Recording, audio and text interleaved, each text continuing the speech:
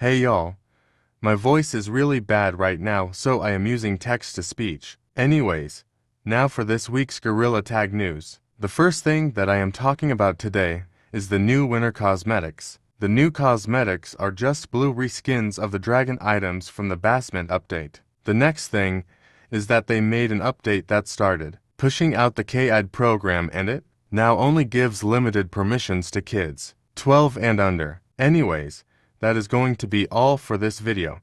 Thanks for watching. Bye.